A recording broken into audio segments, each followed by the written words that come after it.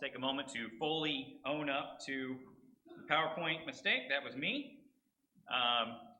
The lesson today is going to be all about hard work, as you can see, and I don't thank Kurt enough for what he does to put into these PowerPoints. So I learned a lesson: save your most recent version of what you did on computer. So hopefully we will be without incident for the rest of the service. That being said, I just want to mention that this is going to be a sermon accompanied by a companion sermon. The next time I preach will be a sermon on the value of rest. So I hope I cover everybody in this two lesson series, whether you're someone that needs to hear about working harder or you're someone that needs to hear about taking the proper time for rest and break. I think it should cover everybody, and depending on your life, maybe both apply to you at the same time, and we'll talk about that as we go through. We do live in a culture that I think overall, American culture was built on the foundations of, self-reliance and hard work. I was reading, just someone had written about kind of how the West was won, and some European people had written about Americans and how, they're not waiting for some monarchy to come and grant them permission. They're the kind of go-getters, right or wrong, the way that kind of the American spirit was always, I'm going to go carve this homestead out, I'm going to build this, I'm not going to ask for help, I'm going to do it on my own, lift myself up by my bootstraps. And there's some of that is good. There's some of that is a little bit arrogant, not asking for help. Certainly there's got to be a balance in things. But it does seem like there's also, in modern times, sort of the opposite attitude that's prevalent in our country. We live in a time where there are more options available for leisure, more time available for leisure. I think about the old cartoons that I had watched reruns of, but my parents' generation had watched the Jetsons, and the joke was always they push a little device and man, I worked so hard today. And they were used to a washing machine where you crank it by hand, and you run it through the thing, and the wringer, and you hang it up. Just the way that you did your chores back then, and they were joking, you just push a button and it does it. But you think about, as hard as laundry might seem, you are pushing a few buttons and put it in there and it washes it for you. I've been places where people went down to the riverside with their wash, and they literally were scrubbing it and smacking it against the rocks and aggressively taking homemade soap that they had made and cleaning the clothes. And we go home and push a few buttons and say, I'm so tired, I hate laundry, I got to get around to laundry. So we have so much more time for leisure. It might have been a joy to go to a gospel singing or a gospel meeting back in the day because you mostly were working all the time.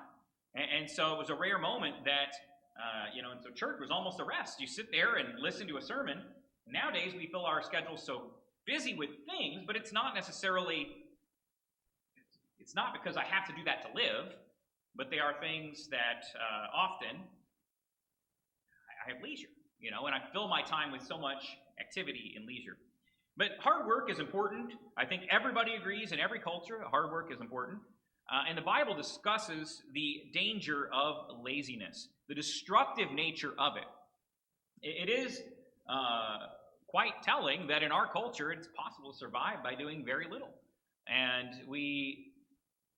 I'm not trying to wade into political discussions here, but we have made that possible because of, in our country, some of the ways that people can get by with doing very little, but surviving. But look at the scripture reading we read earlier today, and this is all throughout Proverbs. This section sort of compiles a bunch of the Proverbs that are repeated throughout the book, and that's why I wanted this one read for the scripture reading. Proverbs 24, 30 through 34. He said at the end of this chapter, I passed by the field of the sluggard, the vineyard of the man lacking sense. Behold, it was completely overgrown with thistles. Its surface was covered with nettles, and the stone wall was broken down. When I saw, I reflected upon it. I looked, and I received instruction. A little sleep, a little slumber, a little folding of the hands to rest, and poverty will come up as a robber, and your want like an armed man. We go to the store and buy grapes. We go to the store and pick out apples. We buy our meat that's already neatly packaged. So we don't have to deal with this. If you garden like me, it's a hobby, and I'm thankful that my family's security this year didn't rely on what I grew, because we would have made it maybe 2 weeks and eaten nothing but like onions, potatoes, and garlic, and a couple of tomatoes. But then by then the tomatoes are, we wouldn't have made it, you know. We would have been starving this winter if we relied just on what I grow. But I do learn a few lessons from even my backyard hobby gardening. The fact that weeds grow like weeds. There's a reason we have that expression, right? And if you pick them out when they're small, you can tell the difference from your normal plant. You know what they are. That's fine. But what happens? You get thunderstorms all week long, and you go out to your garden, and the weeds you never got to are taller than the plants and more vigorous. And suddenly you can't pull up the weeds without uprooting the good plants that you like. And so something happens with most gardens is that about August, people have given up. And I'm not saying everyone's that way. We always marvel at the manicured garden, right? The person who actually gave the time and attention and went out there on the hot days when they didn't feel like it and they pulled the weeds. Because most people, they miss a couple days of it and then it's out of control. I guess I'll start over next year. And so, but imagine your livelihood depends on what you do. And you're like, I'm going to sleep in today. I'm going to sleep in today. I'm going to sleep in today. Over and over. I'll repair that loose stone in the wall later. I'll get to that gate later. What does he say? Someone who consistently has that attitude where I'll get to it later, I'll handle it later, they're going to starve. They're going to come to ruin. Now, it may not happen in our actual literal gardens and fields, but it does happen at work.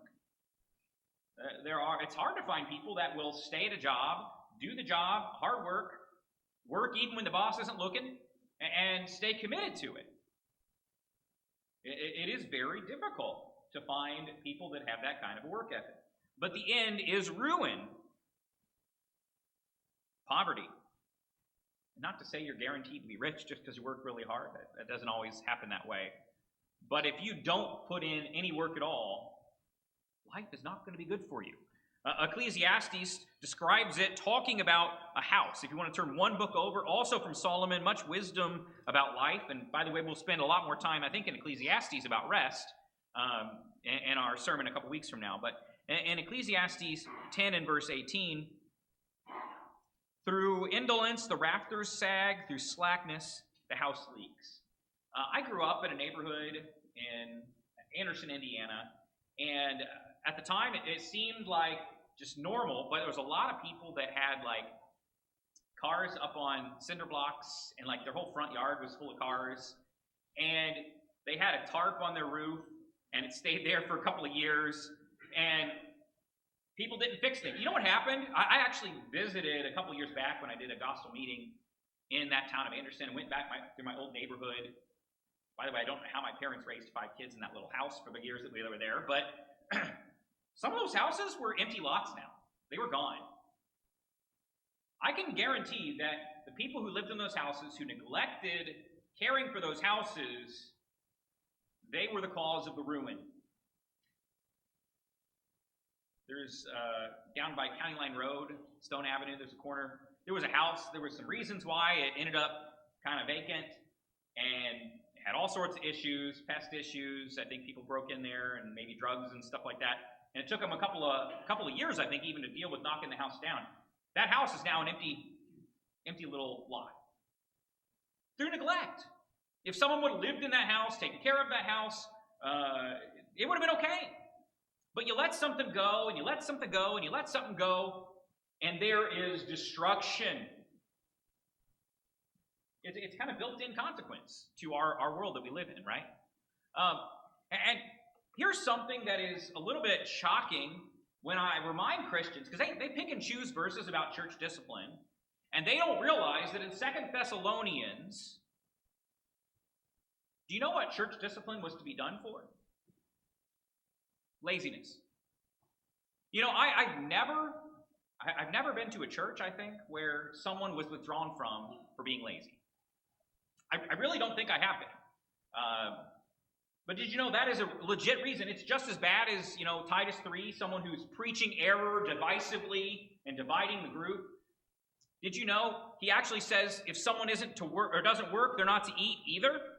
God actually takes a very strong stance and wants the church to do so because he knows what happens to a church where people don't work, where neglect takes over. It's going to fall apart, no different than your yard and your field or your house. I'm just going to read a few verses from 2 Thessalonians chapter 3, starting in verse 6. He says, "Now we command you, brethren, to keep away from every brother who leads an unruly," and your version might say undisciplined life, which I think is more appropriate, an undisciplined life, a lazy life, not according to the tradition which you received from us. For you yourselves know how you ought to conduct, or you ought to follow our example, because we did not act in an undisciplined manner among you. Nor do we eat anyone's bread without paying for it, but with labor and hardship we kept working night and day, so we would not be a burden to any of you. Not because we do not have the right to this, but in order to offer ourselves as a model for you, so that you would follow our example. For even when we were with you, we used to give you this order: if anyone is not willing to work, he is not to eat either. For we hear that some among you are leading an undisciplined life, doing no work at all, acting like busybodies. Now such persons we command and exhort in Lord Jesus Christ to work in quiet fashion, to eat their own bread. But as for you, brethren, do not grow weary of doing good." I wish I had the confidence of Paul in a couple of interactions I've had in my past when someone told me some gossip and I said, "What work have you done for the Lord lately?" I wish I had that confidence in a couple of those conversations. Usually my reaction is like, okay, I don't really want to hear more about that gossip. We'll just talk about something else. But imagine if I had the boldness of Apostle Paul and said, "I don't care what they're doing or not doing. What are you doing for God?" And what if I had the boldness and confidence to go up to a Christian brother, probably in private, and say, "You've been lazy lately. You've been undisciplined. Shape up. God needs you to work, and you're not working, and the rest of us are carrying your burden." What if we had the confidence to, as a church, pressure somebody? "You're just coasting. If you don't start working, you can't be a part of us anymore." We're going to talk about, just because someone is, maybe they're going through some hard things. We'll talk about some of that. I know sometimes there are reasons for people not to be working like they ought. And maybe there's something at the root of it. Maybe there's a spiritual issue. Maybe there's a personal issue. Maybe there's an emotional issue we need to deal with. But the truth is, there are sometimes in churches people that are lazy. And if I'm honest, that's me sometimes. There have been moments in my life, there have been times in my life where I have not worked, I have coasted. I've done what's necessary to keep people off my back. I've done what's necessary for others to think I'm working, but God knows, and I know, that I was not putting in my effort. This lesson isn't to pick on you. This lesson is for me and for all of us, because we go through times when we're undisciplined. And it's so easy. Sometimes people ask me if I've watched this movie or watched that show or listened to that podcast or, listen to that new music album by someone they know I like. I'm like, when? I always joke about, I have friends that are reading a lot. They're like, "What are you reading these days?" I'm like, Hop on Pop. I'm reading kids' books. I'm in a stage of life where I'm busy. Or I'm reading my kids' math book because I'm teaching them something at home. Like, I don't have time for certain things. But then I also do have the time to sit down and watch a TV show on Netflix and get through how many seasons of it. So maybe I have a little more time than I thought. So it's easy to point out all the reasons why we're not doing work, but to miss the fact that maybe we do have a little more time. And so sometimes I've had to say, instead of, "I don't have the time for that," I was like, "I'm not willing to take the time for that." We have so many options for leisure. We have so much time for doing things that don't matter. Sometimes even work things that don't matter. Remember when Martha and Mary in the Bible, these two sisters, and Mary is sitting at Jesus' feet listening to his instruction, and Mary is doing great things, or Martha's doing great things, running around the house and getting a meal ready for Jesus and the apostles, and she's exasperated and tired, and she's working, but she says, "Lord, command her to help me out with this. I'm overwhelmed." Martha, Martha, you're concerned about many things. She's chosen the better part. Sometimes we have to say no to the things that don't matter, the busyness, but take time for the work that does matter. And so a lot of this is priorities. Do you have time to do the work of the Lord or not? And if you are not doing the work of the Lord, is there something less important you can give up? Is there leisure you can give up? Or is there some way you can adjust or ask for help or do something? We all have choices, right? But laziness is destructive, and if you don't put the time and effort into your personal Bible study and your prayer life and attending church, you're going to have a million other things competing for your time. If you don't put the time in to parent or be a good spouse or do what's right, everything else is going to compete for your time, and your house, the roofers are going to sag. The weeds are going to grow up in your field. And sadly, it can cost us our eternal reward. Just sitting and doing nothing is not an option. You can't do that in a boat, right? What happens? You drift. Have you ever been in a boat without the anchor down? And you're maybe concentrating on the fishing or the conversation or eating your lunch, but you didn't put the anchor down, and you look up and you're like, how did I get here? The Hebrew writer calls it drifting. But in Matthew 25, there's this parable about the men given some talents. So this is a large sum of money. They are told, do something with it while your master's away. The master trusts them to make some investments. He doesn't feel like he has to spell it out. He trusts they'll do something. And in Matthew 25, we'll come back to talking about this more, but I want to read it now. Matthew 25 and verse 26. He said, the master answered and said to him, you wicked, lazy slave, you knew where I reap or do not sow, and gather where I scatter no seed. You ought to have put my money in the bank. On my arrival, I would have received my money back with interest. Therefore, take away the talent from him, give it to the one who has 10 talents. For to everyone who has, more shall be given. He will have an abundance. But from one who does not have, even what he does have will be taken away. Throw the worthless slave into the outer darkness. In that place there will be weeping and gnashing of teeth. Our eternal reward is tied to our work ethic. And how hard we're willing to work for the Lord. And he tells this parable to say, be ready. You don't know when he's coming back, so do what you can with what you've been given, with the time that you've been given. Because when the master shows up, he's going to expect you to have results. And not everyone's going to have the same results. Not everyone's been given the same blessings and burdens in life. But everyone is expected to grow. Hebrews chapter 4 and verse 11. And one of my Bible studies each week, we're in the book of Hebrews, and just came across this passage not too long ago. So it's been fresh in my mind. Hebrews chapter 4 and verse 11. He says, therefore let us be diligent to enter that rest, so no one will fall through following the same example of disobedience. It sounds kind of funny, doesn't it? Work hard to get to rest. But we do understand the concept, right? You can push through to the deadline so then you have some time off in a job, right? Or if I work really hard to get this house done, then I can live in the house that's been completed. If I work really hard on this goal, time for rest will come. If I can push through to spring break, I can enjoy my time off if you're a student, right? You have to be diligent to get in the rest. Rest is not a given. And if you are not working hard, he calls it disbelief and disobedience. Your eternal reward is impacted because of your either work ethic or your laziness. Chapter 6, verse 11 as well. Chapter 6 and verse 11 through 12.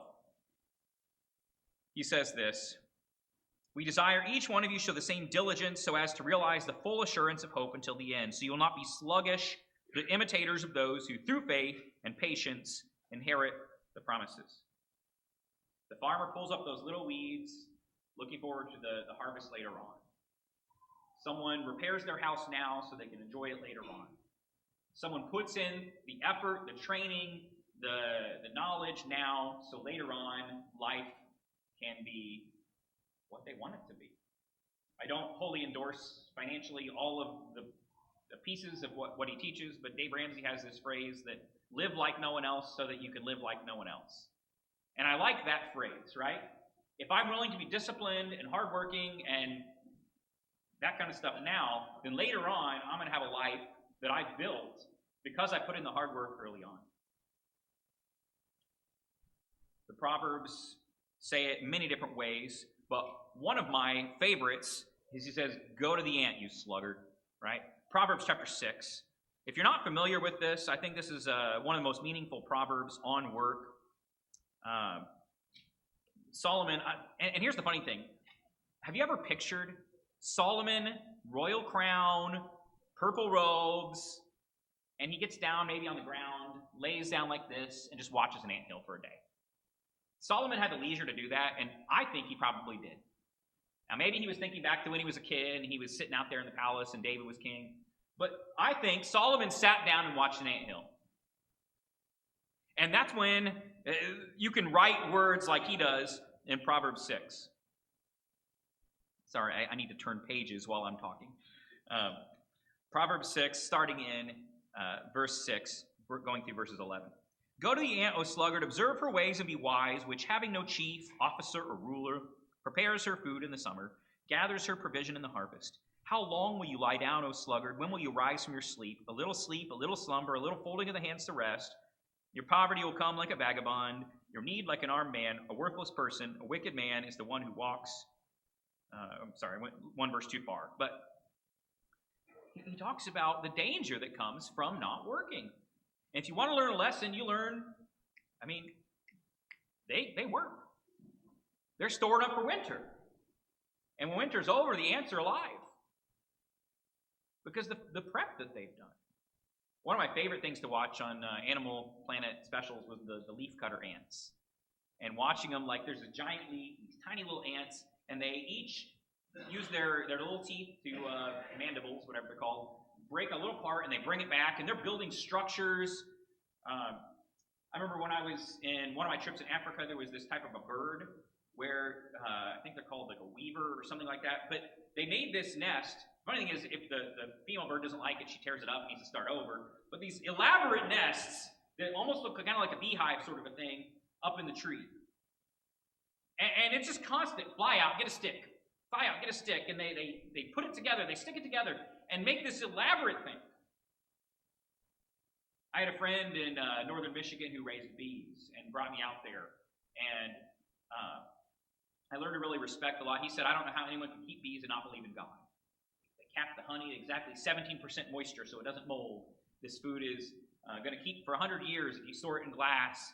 He says it's antifungal, antiviral, antibacterial. And these bees know exactly what to do. And they just work and work and work and work and work. And they know what to do. I think God has given us examples in the animal kingdom. Go watch an anthill. Maybe when spring rolls around and the ants have made that little hill in your driveway, maybe it's profitable for you, if laziness is your problem, go watch that anthill for a day. And then go back to the Proverbs and learn what it has to say. I'm not saying be busy just for busyness' sake, but learn the value of hard work, right? Procrastination is the problem. What would happen if ants put it off? By winter, they wouldn't have anything left. I'm going to put off fixing that gate, fixing that wall, pulling those weeds, fixing my rafters, all the different analogies that the Proverbs has talked about. If you put it off, procrastination is deadly. And I was a serial procrastinator in college, so I'm not here to tell you I'm perfect, or even that I've got it down now, but I figured out how long it took me to pump out one page of a paper in college. And so I knew I could write a 5-page paper in this many hours. And so I would get on my calendar and look how many papers I had to write, and when is the very last moment I could start it and still get it done and turn it in on time. That's great until you're using the old version of a syllabus the teacher gave, and not the new updated version with the new dates on it. And so, let me just tell you, the longest I ever stayed up in a row was 56 hours. I was hallucinating by the end of it. I got all the work done, but it wasn't A. And my teacher even wrote, he said, "Excellent research, but obviously not the result of a full semesters of research." I could have gotten an A on that paper, and I did not get an A on that paper. And it wasn't that my ideas were bad or my research was bad, but I put it off to the last second. And I skated by in some things. But I think we do that sometimes. And why do people speed and zoom around you? Maybe because they thought, I can wait to the last minute. Instead of getting there early, And then they think their time is more valuable than yours. Accidents happen because of that. Someone has thought, I'm so privileged that I don't want to waste a single moment of my time, so I'm going to leave at the very last second. You know, that kind of value is not a Christian value. I'm guilty of it just like you have been in different times. But procrastination, when it comes to the Lord's work, is a whole different level. Maybe you can skate by at work. Maybe you can skate by in school. Maybe you can skate by, I'll get to that later. But are you going to skate by in parenting? You know, I'll parent next week when I'm not so tired. I'll be a good husband next week when I'm not so tired. I'll give attention to Bible study and prayer next week when I have more time. You're never going to have more time. You're never going to feel less tired. You're never going to be less busy. If you don't find a way to make it work, whether taking out the less meaningful stuff or being more disciplined, you're never going to do it. Chapter 20 and verse 4, the sluggard does not plow after the autumn. He begs during the harvest and has nothing. They had winter wheat. They grew just like we do in Indiana. You got to plant it early enough because it won't grow once you don't have enough sunshine and the weather gets too cold. But you have to plant that winter wheat early so you get that early spring harvest so you can plant something else. Farmers know it. There are planting windows, and if you miss them, it's not going to work out. And if you're like, I'll get around to it later, you would not survive. Maybe you can survive now because you can go to the grocery store. You wouldn't have survived then, but spiritually, you're playing with fire. Procrastination is what it looks like. It also looks like excuses. One of the more entertaining proverbs is Solomon's talking about the lazy, wicked man in chapter 22 and verse 13. The sluggard says, there's a lion outside. I'll be killed in the streets. I'm not saying that lions didn't occasionally come into town. The Asiatic lion was kind of scary, worse than the African lion. I'm not saying there weren't dangers. It might rain today. I'll just stay home. Like, life happens, right? But there comes a point when you're always going to find a reason not to grow. You're always going to find a reason not to do something.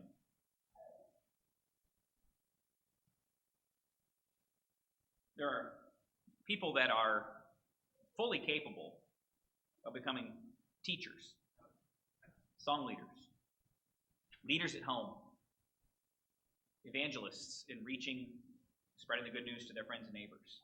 But they never started because they're always finding an excuse. And if you always find an excuse, you never get started, you're never going to improve. Think about our shepherds here. Do you think they started out with all the wisdom and knowledge they had? Do you think they're done getting all the wisdom and knowledge they're ever going to have? I hope not. That's not the guys that I put my support behind. But they started. Our good Bible class teachers here, we're starting a new quarter. I'm excited about it. Do you think our good Bible class teachers just woke up one day and were naturally great teachers? No, they probably apprenticed themselves to someone who knew what they were doing.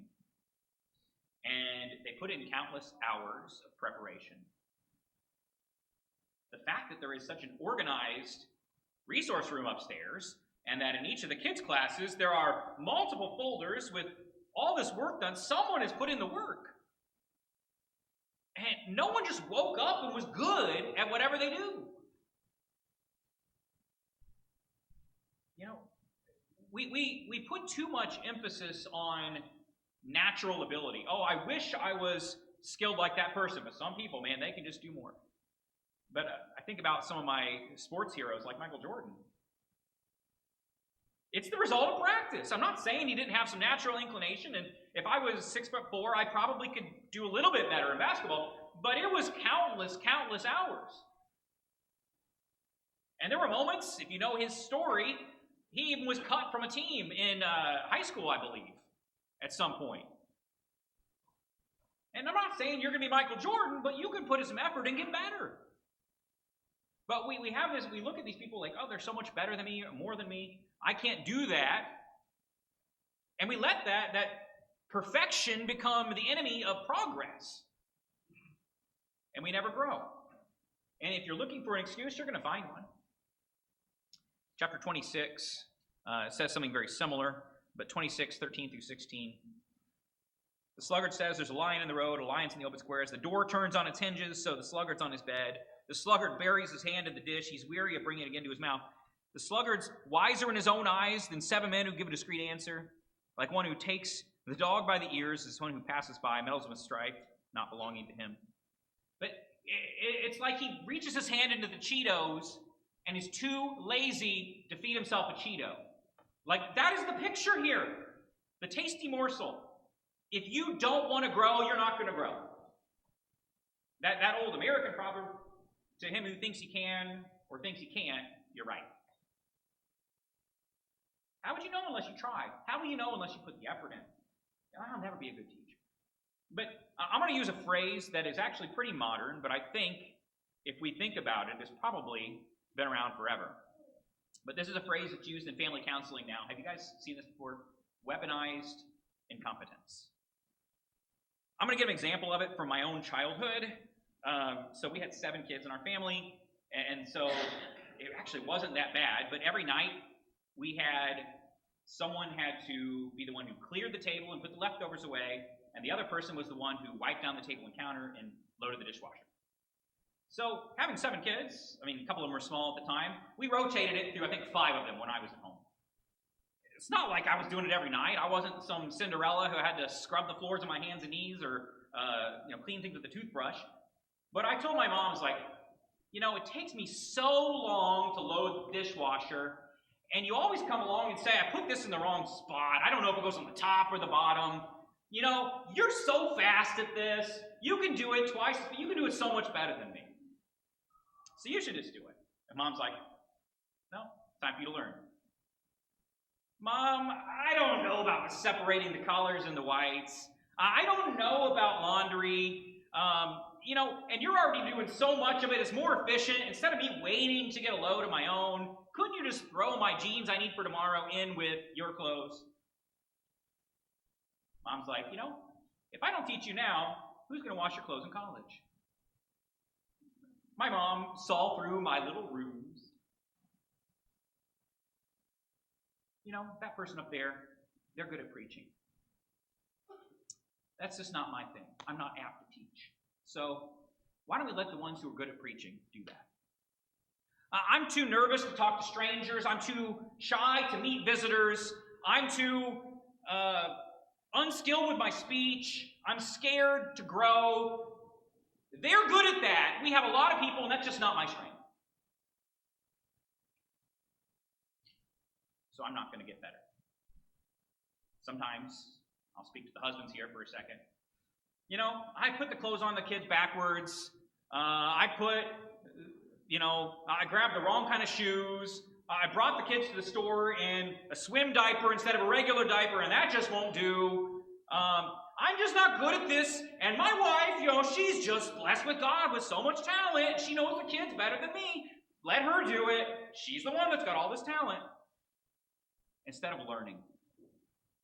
Are you ever going to do something as good as the one who's good at it? Probably not. But can you learn competence? I think you can. Are you going to be the best at everything under the planet? No. But I think there are churches that are full of men who don't know how to lead their families in prayers.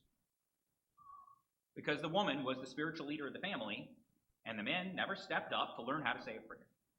And they let bedtime routines be only the mom's duty. And they let making sure the kids' Bible lessons got done be only the mom's duty. And at church, they never stood up and did something. They never pushed themselves to grow, to learn a new skill or a talent.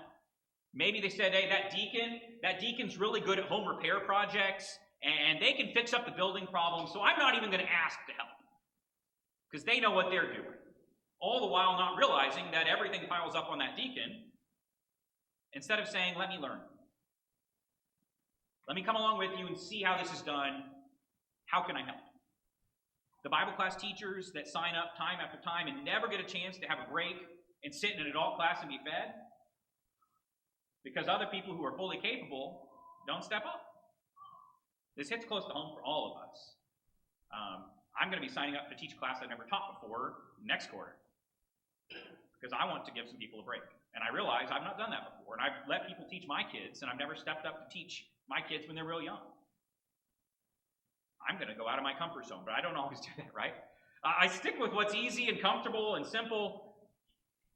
But when we do that, weaponized incompetence, the problem is the person who is on the receiving end of that, because they're good at what they do, they're like, okay, I'll just do it.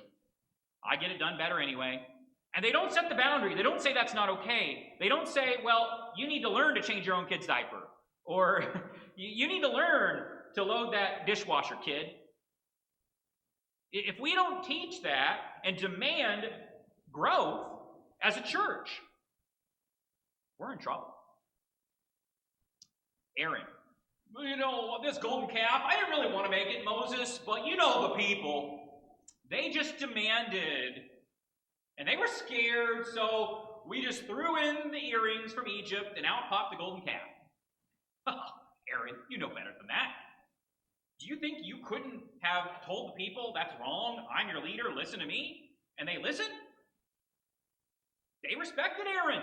Aaron could have kept them in line, but he didn't. He chose the easy path. I'm just not Moses. I can't lead the people. How about King Saul? Starts out, you know, people started leaving, and the enemy's coming. You said you'd be here for 7 days, and it's the 7th day, and you're not here yet. So I went ahead and offered the sacrifice I wasn't supposed to offer, because you weren't here.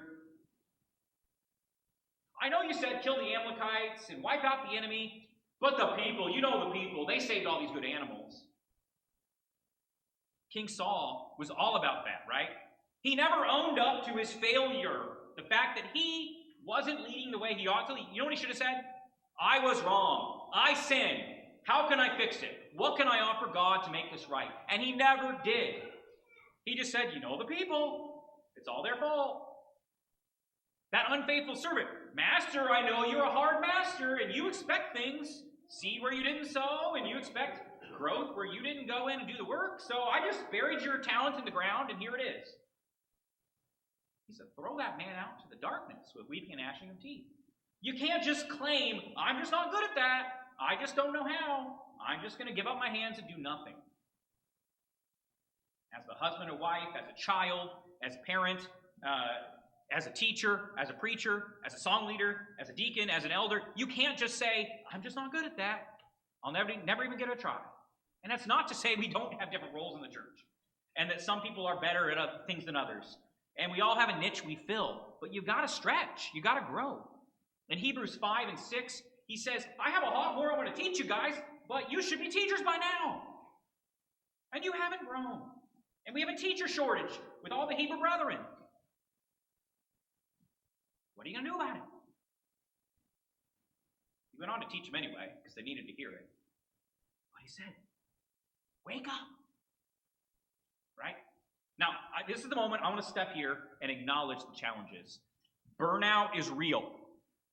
And you may not be doing a whole lot right now because you are burned out and you are tired and you need a break.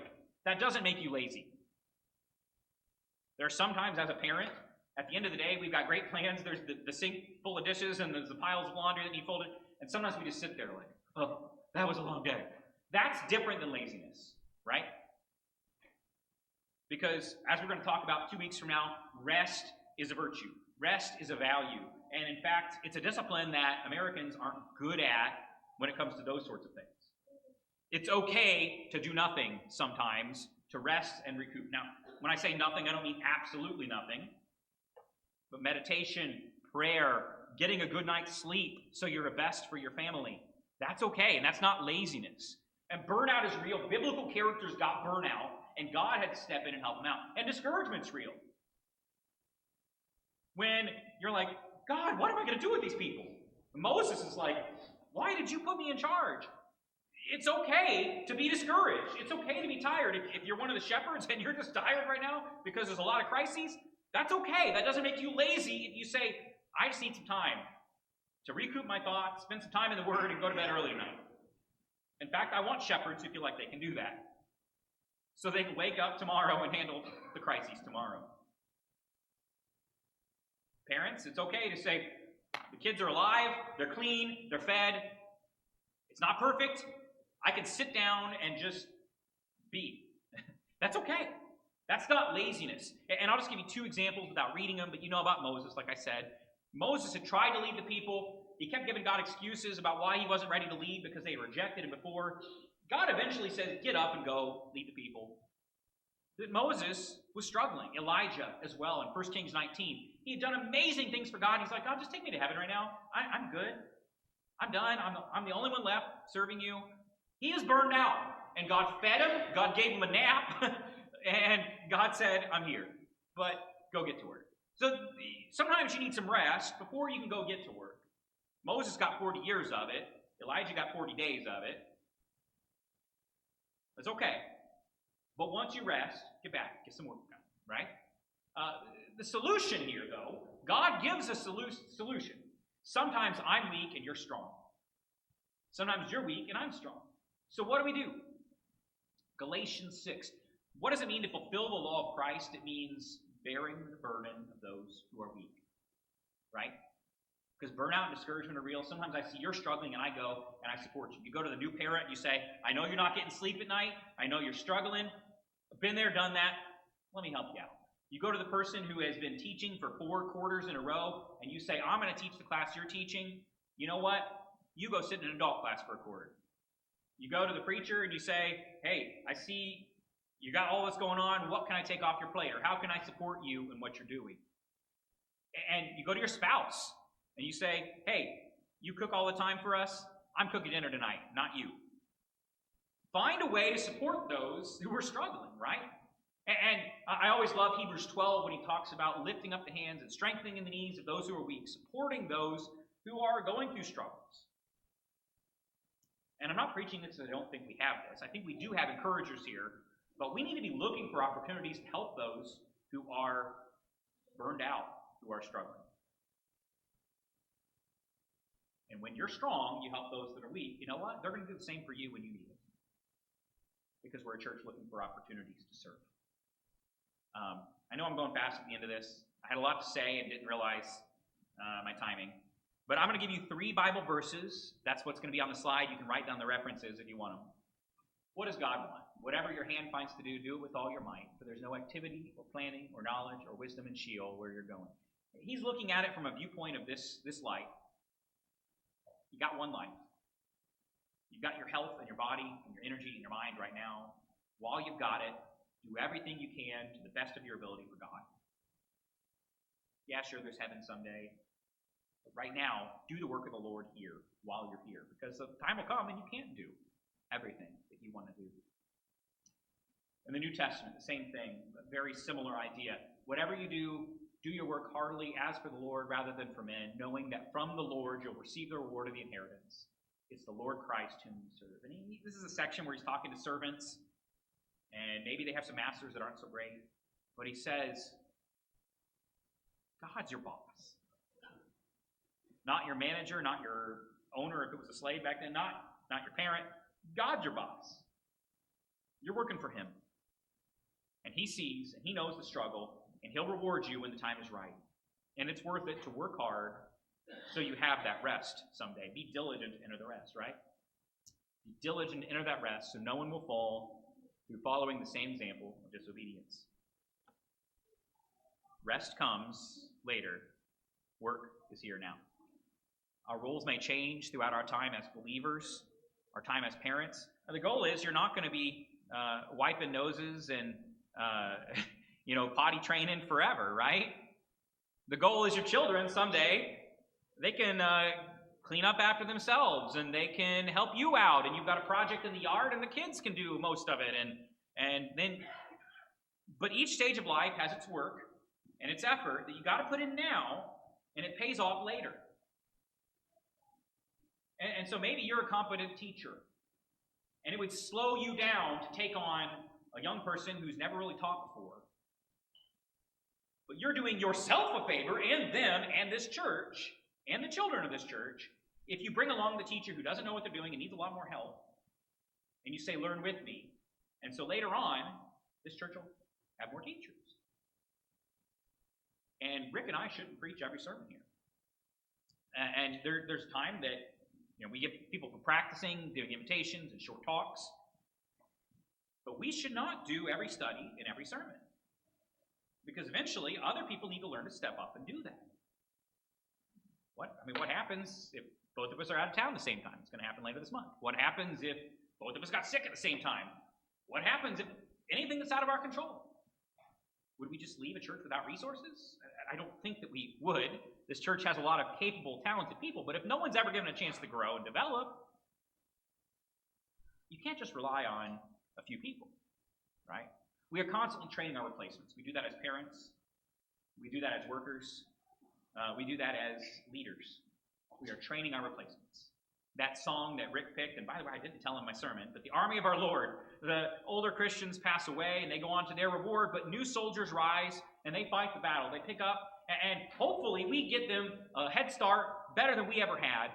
And so maybe they can start out further ahead in their knowledge and their understanding, and they can be successful in battles that we struggled with, and they can make further progress than we ever did. But it takes hard work. In 2 weeks, we'll talk about rest, and I don't want you to think this is all one-sided, because I think a lot of us also need to be told to rest more, and God places great value in that. But what kind of work are you doing for the Lord? We're told that He stands daily ready to intercede. He offers forgiveness of sins, even now. I'm thankful for, even though He offered once for all the sacrifice to wash away sins, Jesus is not idle. He still ever lives to make intercession on behalf of His people, and so that we can be free from sin. If you're here today and you need to make things right, if you need to grow up in the Lord, if you need to work harder, or if you need to start that journey of work, we need all the workers we can get.